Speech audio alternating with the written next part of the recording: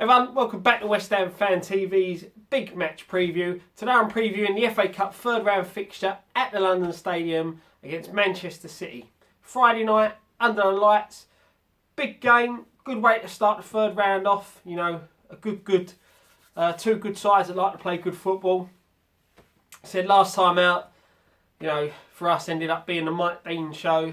Harry ruined a fixture against Manchester United. You know, the boys put in such a shift. You know, it ruined the game. It was the first 10-15 minutes before Feghouli got sent off.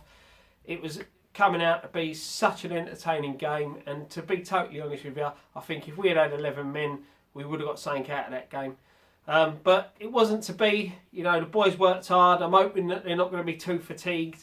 Because as much as we want the points in the league, I think we should also take this FA Cup seriously. I said it when we got knocked out in the League Cup by Man United.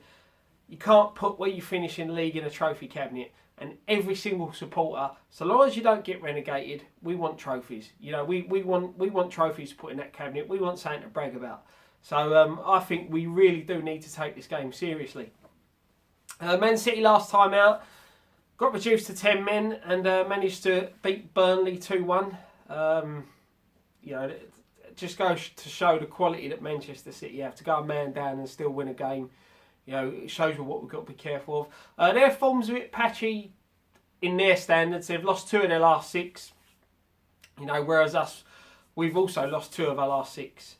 So, you know, it's not a bad bit of form both sides are in at the moment.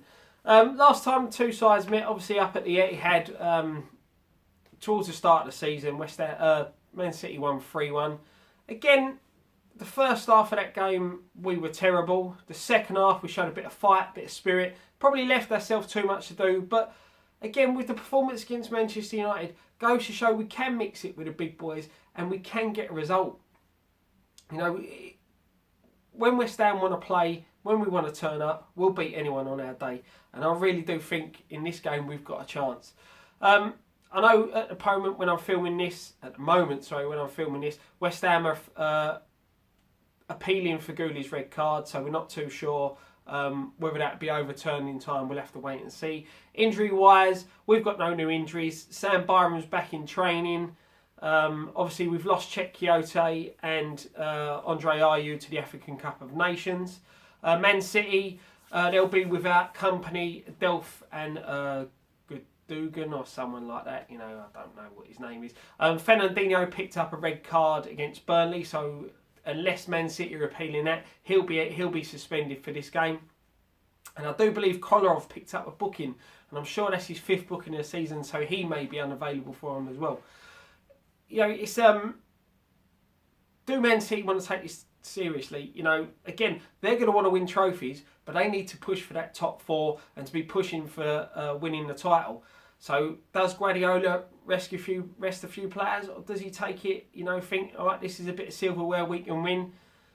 You know, he's in a tough situation. You know, he's got to win something. He's got to be up there around the top of the table, and he's got to finish in that top 4. So it's going to be very, very tough for him to make decisions. I do think they'll rest players. You know, I think he'll probably play a few of the youngsters.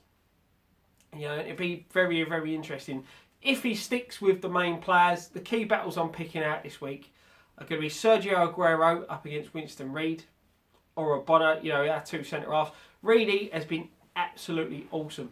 You know, he's been immense again against Manchester United. It was superb. I think he's done a really good job on Zlatan.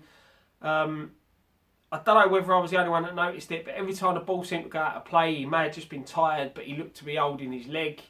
I'm hoping that he is fit, because he'll be a big miss if he isn't, but there's no reports that he's picked up any knocks or anything like that. That just was an observation from me for the game. As I said, it may have just been fatigue playing 2 games in the space of 3 days. It could have been that.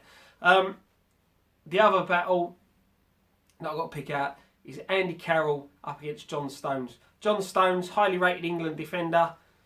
Personally, I think he's a bit overrated, but that's my opinion. Up against the big man, it's going to be a very, very interesting battle. You know, again, whether Aguero starts, whether Stone starts, we're not too sure. We don't know what Guardiola's going to do, and also we don't know what Bilic is going to do. Bilic may decide to play Fletcher, but as I said, I think we need to take this one seriously. Starting 11 wise, I think Adrian's going to come back in goal. You know, it seems to be that in the cups we swap goalkeepers, so I'm going to say Adrian in goal. If Sam Byram's fit, I'd like to see him come back at right back. You know, again, Man City have got a lot of pacey players. Raheem Sterling, tricky, quick players like David Silva.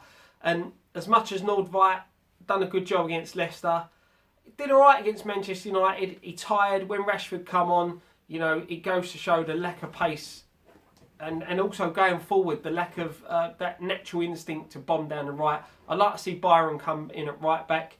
Reed and Bond continue in the middle. Creswell to stay out on the left. Midfield is where it's going to be quite interesting.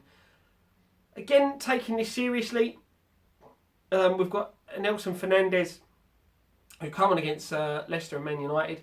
Noble picked up that knock against Leicester, was rested against Man United. So does he bring Noble back in, or does he give him that extra week off to recover from that injury? Personally, I'd give him the extra week off. I'd give Fernandez a start. Let's see what he can do from the start against one of the big guns. Put him alongside Pedro Obiang, you know, running from deep. Obiang will sit and hold. Antonio will continue on the right. Payet to continue on the left. Lanzini to keep his space in the midfield. I thought he was absolutely excellent against Man United. And Andy Carroll to come in up top. Again, this all depends on Feghouli as well. You know, if we get the red card overturned, maybe he might start on the right and Antonio will get a rest. You know, we'll have to wait and see. I'm still confident. As I said, I've seen enough in the past 2 games, the loss against Leicester and the loss against Man United, to go and show that we can mix it with anybody in this league. The boys are playing quite well at the moment. I think the football's a lot better. You know, against Man U, the passing was much more crisp and much more smoother. Well, obviously before we got reduced to 10 men, you know, it was a bit more difficult after that. But I'm going to go for a 2-1 victory to West Ham.